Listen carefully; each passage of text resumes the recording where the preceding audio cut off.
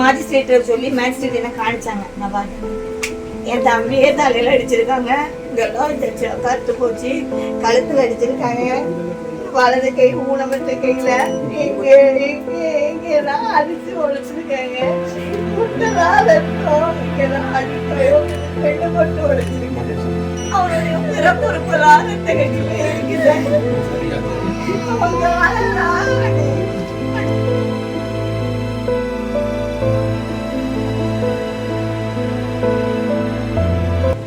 Madam 19 இடத்துல காயத்தினால சாவலியா. அப்ப எதனால செத்தாலும் போடலாம் மேடம், எப்ப செத்தாலும் போடலாம் மேடம்.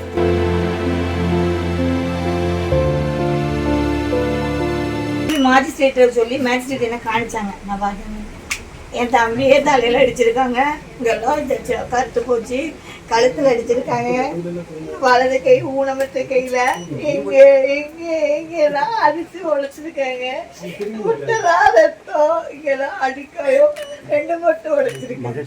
அவனுடைய பிறப்பொறுப்பெல்லாம் ரத்த கட்டில இருக்குது. அவங்க அடிச்சு கொண்டு அடிச்சு கொண்டுட்டாங்கன்னு சொல்லி வெளியே வந்து போஸ்ட்மார்ட்டம் பண்ணதுக்கு முன்னாடி நைட் ட்ரை பண்ணாங்க. மேஜிஸ்ட்ரேட் வேண்டாம், நாளைக்கு 11 மணிக்கு போஸ்ட்மார்ட்டத்துக்கு போகணும். உள்ள நாங்க தான் நிக்கணும்னு எனக்கு தெரியாது. நாங்க உள்ள நிக்கணும்னு எங்களுக்கு தெரியாது. எங்களை ஐடென்டிஃபை பண்ண மட்டும் விட்டாங்க. ஐடென்டிஃபை பண்ணதோடு நாங்கள் வெளியே வந்துட்டோம். எங்களுக்கு அதுக்கப்புறம் எதுவும் நடந்து ரிப்போர்ட் நைட்டு தான் ரோட்டில் வச்சு தான் தந்தாங்க. கையெழுத்து போட்டு வாங்க மேடம். ரிப்போர்ட்ல ஒன்றும் இல்லை மேடம், 19 இடத்துல காயத்தினால சாவலியா. அப்ப எதனால செத்தாலும் போடலாம் மேடம், எப்ப செத்தாலும் போடலாம் மேடம். எப்ப நேற்று செத்தானு முந்தானத்து செத்தானா தெரியல மேடம். எப்ப கொண்டானு யாருக்கு கழுத்து நெரிச்சு கொண்டானா ஒன்றும் இல்லை. 8 கைதி வேற சேர்ந்திருக்காங்க. அப்ப இதை வந்து வழக்கு திசை திருப்புற நோக்கத்துல தானே இவங்க பண்றாங்க. 3 வருஷம் அரெஸ்ட் பண்ணியாச்சு, 8 வருஷம் இப்போ எக்ஸ்ட்ரா சேர்த்திருக்காங்க. ஒரு கை குழந்தை அடிக்க சாதாரணமாக வாழ்ந்து கொண்டிருந்த ஒரு மாற்றுத்தாரர் சகோதரி சபரிவர்த்தன் அவர்கள் காவல்துறையார் என்ன காரணம் என்று யாருமே தெரிந்து கொள்ள முடியாத வகையிலே அழைத்து செல்லப்பட்டு அதுக்கப்புறம் போலீஸ் ஸ்டேஷன்ல இருந்து வீட்டுக்கு அனுப்பப்பட்டிருக்கிறார். மறுபடியும் ரிமாண்ட் பண்ணிட்டாங்க அப்படின்னு சொல்லி அவரை கொண்டு போய் சிறையில வைத்து அவங்க குடும்பத்துல இருக்கக்கூடியவர்கள் அவரை சென்று சந்தித்த போது அவர் உடல் நலத்தோடு அவங்களோட பேசிட்டு இருக்கக்கூடிய ஒரு சூழல் இருந்த பிறகு திடீர்னு அவரை கொண்டு போய் ஹாஸ்பிட்டல்ல சேர்த்திருக்கோம் அப்படின்னு ஒரு தகவல் அவங்களுக்கு தரப்படுகிறது. அப்பொழுது அவங்க போய் பார்க்கும் பொழுது அவர் ஏற்கனவே இறந்து விட்டார் அப்படிங்கிற ஒரு நிலை அங்கு இருக்கிறது. ஆனாலும் அங்க இருக்கக்கூடிய அந்த மருத்துவமனையில அவர் கொண்டு வரப்பட்ட போதே இறந்து விட்டிருந்தார் அப்படின்னு தான் பதிவு செய்யப்பட்டிருக்கு. போஸ்ட்மார்ட்டம்ல 19 இடத்துல அவர் தாக்கப்பட்டு அவருடைய கையில இருக்கக்கூடிய எலும்புகள் எல்லாம் முறிந்திருக்கக்கூடிய ஒரு நிலை இருக்கு அப்படின்னு சொன்ன பிறகுதான், போராட்டம் நடத்திய பிறகுதான், அத்தனை கட்சிகளும் அவங்க குடும்பத்தாரும் போராடிய பிறகுதான் அரசு இந்த பிரச்சனையை கண்டுகொள்ளவே தொடங்கி நடவடிக்கைகள் எடுக்க தொடங்கியது. இதுவரைக்கும் இந்த மாவட்டத்தில் இருக்கக்கூடிய அமைச்சரோ அரசின் சார்பிலே யாருமே இந்த குடும்பத்தில் இருக்கக்கூடியவர்களுக்கு ஒரு ஆறுதல் வார்த்தை கூட சொல்ல முன் வரவில்லை. அவங்க கிட்ட என்ன நடந்தது அப்படின்னு வந்து கேட்க கூட இல்லை. இப்படிப்பட்ட ஒரு சூழல்ல அந்த குடும்பத்திற்கு அரசு மீது எங்களுக்கு நம்பிக்கை இல்லை என்று சொல்லக்கூடிய அளவுக்கு இந்த விசாரணையும் சிபிஐக்கு மாற்றணும், இவங்க மேல எனக்கு நம்பிக்கை இல்லைன்னு அவங்க குடும்பத்தை சேர்ந்தவரோட சகோதரியும் அவங்களுடைய மனைவியும் அதை தான் திரும்ப திரும்ப சொல்கிறாங்க. அவங்களுக்கு எந்த நிவாரணமும் இது வரைக்கும் அறிவிக்கப்படலை. அவங்க அரசு வேலை அப்ப அவங்களுடைய மனைவி படித்திருக்கிறாங்க, அவங்களுக்கு அரசு வேலை தரதா இல்லையா அப்படிங்கிறத கூட வந்து அரசு வாய் திறந்து இது வரைக்கும் அரசு சார்பிலே ஒரு அமைச்சரும் முதலமைச்சர் உட்பட யாருமே வாய் திறந்து அந்த குடும்பத்திற்கு ஒரு ஆறுதல் வார்த்தை கூட சொல்லவில்லை அப்படிங்கிறது நம்ப முடியாத ஒன்றாக இருக்கிறது. இந்த சூழல்ல உண்மை என்ன, எப்படி வந்து ஹாஸ்பிட்டல் கொண்டு வரப்பட்ட ஒருத்தருக்கு யாரையுமே கேட்காம எப்படி போஸ்ட்மார்ட்டம் பண்றாங்க? அவங்களுக்கு தொடர்ந்து அச்சுறுத்தல்கள் இருக்கு. வந்து பாடி வாங்குறதுக்கு வந்து கையெழுத்து போடணும்னு சொல்லி உங்களுக்கு தெரியாம அவங்க வீட்டுல இருக்கக்கூடிய அந்த இறந்த சகோதரருடைய தந்தை வந்து வலியுறுத்தி கொண்டிருக்கிறார்கள். அவரை வந்து அவரும் உடல்நிலை சரியில்லாத நிலையில இருக்கக்கூடிய ஒருத்தர் அழுத்தம் தந்து கொண்டிருக்கிறார்கள் அப்படிங்கிற ஒரு அச்சம் இருக்கு. அந்த தெருவில் இருக்கவங்க எல்லாமே எங்களுக்கு ஒரு பாதுகாப்பு இல்லாத சூழ்நிலையிலே இருக்கக்கூடிய ஒரு நிலை எங்களுக்கு இருக்கு அப்படின்னு அவங்களும் ஒரு பயத்தை சொல்லக்கூடிய ஒரு நிலை இந்த இடத்துல இருக்கு. இன்னமும் அரசின் சார்பிலே எந்த அமைச்சரோ முதலமைச்சரோ அவங்களுக்கு ஒரு ஆறுதல் வார்த்தை சொல்லவில்லை. அவங்களுக்கு வந்து எந்த நிவாரணத்தையும் அறிவிக்கவில்லை. அவங்களுக்கு ஒரு நியாயம் கிடைக்கல. என்ன டிமாண்ட் வைக்கீங்க மேடம்?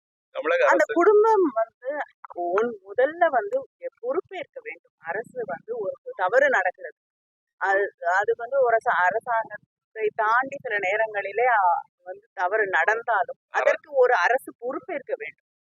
முன்னாடி நடந்த பொழுது கூட அரசு பொறுப்பேற்றது. ஆனா இந்த அரசு எதையுமே தொடர்ந்து யாருக்கு மேலேயாவது பழி போடுறதுக்கு தான் வந்து அவங்க நிக்கிறாங்களே தவிர அவங்க எதற்கும் பொறுப்பேற்க தயாராக இல்லை. இதுவரைக்கும் அவங்களுக்கு என்ன நிவாரணம் அப்படிங்கறத அவங்க எதுவும் தெரிவிக்கவில்லை. நடவடிக்கை எடுக்கிறதுக்கு கூட இவ்வளவு தயக்கம் ஏன்? எல்லாமே மூடுமந்திரமாக இருக்கக்கூடிய சூழலா இருக்குன்னா குடும்பமே அச்சப்படுது. அது மட்டும் இல்லாம கூட இருந்த கைதிகள் மீதும் வழக்கு போடப்பட்டிருக்கிறது.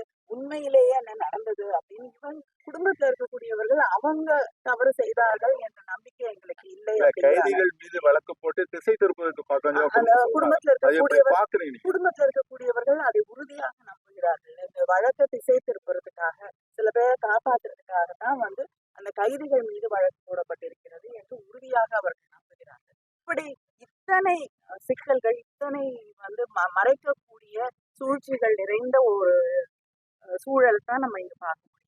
ஏன் வந்து போஸ்ட்மார்ட்டம் வந்து எப்ப இறந்தார், போஸ்ட்மார்ட்டம் ரிப்போர்ட்ல டைம் ஆஃப் டெத் கூட வந்து அதுல போடலைன்னா என்ன மாதிரி ரிப்போர்ட் அதுன்னு தெரியல. 19 காயங்களால அவர் உயிரிழக்கவில்லைன்னு ஒரு இதை கொடுத்திருக்க மாதிரி காவல்துறை சொல்றாங்க. அந்த காயத்தால உயிரிழப்பு இல்லைன்னு சொல்றாங்க. அப்ப உயிரிழப்பிற்கு காரணம் என்ன? அதை வந்து தெளிவா சொல்லணும் இல்லையா? போஸ்ட்மார்ட்டம் பண்ணியிருக்காங்க, 19 இடங்கள்ல அடிபட்டிருக்கு, மிக மோசமாக தாக்கப்பட்டிருக்கு. வேற ஒரு கையில அவருக்கு வந்து 3 இடத்துல வந்து எலும்பு முறிவு நடந்திருக்கு, தலை தாக்கப்பட்டிருக்காரு, அடிபட்டிருக்கு, உடம்பு முழுவதும் அவருக்கு காயங்கள் இருக்கு. அப்படி இருக்கக்கூடிய ஒரு சூழ்நிலையில என்ன காரணத்தால் அவர் இறந்தார்ன்றதையாவது போஸ்ட்மார்ட்டம் ரிப்போர்ட்ல தெளிவா சொல்லணும். அதையும் சொல்லல. அப்புறம் எதை வைத்துக்கொண்டு இவர்கள் வந்து அடிச்சதால வந்து அவர் இறக்கவில்லைன்னா ஃபர்ஸ்ட் என்ன அடிக்கிறதுக்கான காரணம் என்ன? தமிழகத்தில் வந்து எல்லாமே வெளிப்படையான அரசா இருக்குன்னு சொல்றாங்க. குறிப்பாக அவங்க கேட்கறது என்னன்னா, அந்த கண்காணிப்பு கேமராவில் பதிவான காட்சிகளை வெளிப்படையாவே காமிக்க வேண்டியதுன்னு கேட்காங்க. அது உங்களோட கருத்து என்ன? திமுக சார்பா என்ன சொல்றீங்க? அங்க சிறையில் உள்ள அந்த அறையில உள்ள கண்காணிப்பு கேமராவோ இல்ல அந்த போன ஒரு சாவி எடுத்துட்டு ஒரு வார்டன் போனதா ஒரு வீடியோ இருக்குன்னு சொல்றாங்க. ஏன் அந்த நேரத்துல ஒரு வார்டன் சாவி எடுத்துட்டு அந்த அறைக்கு போனாரு? நிறைய கேள்விகள் இருக்கு. அந்த அதனாலதான் குடும்பம் வந்து எங்களுக்கு இப்பொழுது நடந்து கொண்டிருக்கக்கூடிய விசாரணை மீது எங்களுக்கு நம்பிக்கை இல்லை, இதை சிபிஐக்கு மாற்றணும் அப்படிங்கிற கோரிக்கையை வைக்க தொடங்கி இருக்கிறார்கள்.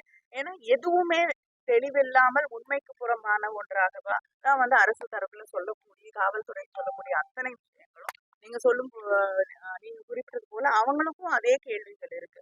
ஏன் வந்து எங்களுக்கு சிசிடிவில பதிவான அந்த என்ன நடந்தது அப்படிங்கிற அந்த நிகழ்வுகள் எங்களுக்கு காட்டப்படவில்லை. அது மட்டும் இல்லாம போஸ்ட்மார்ட்டம் நடக்கக்கூடிய அந்த நேரத்துல வீடியோ எடுத்திருப்பாங்க, அது ஏன் எங்களுக்கு கொடுக்கல அப்படின்னு அதையும் கேக்குறாங்க. போஸ்ட்மார்ட்டம் ரிப்போர்ட்டே தெளிவில்லாமல் இருக்கக்கூடிய ஒரு சூழல்ல நிச்சயமாக சந்தேகம். நீங்க யாரையும் காப்பாத்துறதுக்காக சொல்றீங்க, யாரை காப்பாத்துக்காக அப்படி கொடுக்கப்பட்டது? இல்ல, அது வந்து எனக்கு தெரியாது. அது நியாயமான விசாரணையின் வழியாகத்தான் அது தெரியும்.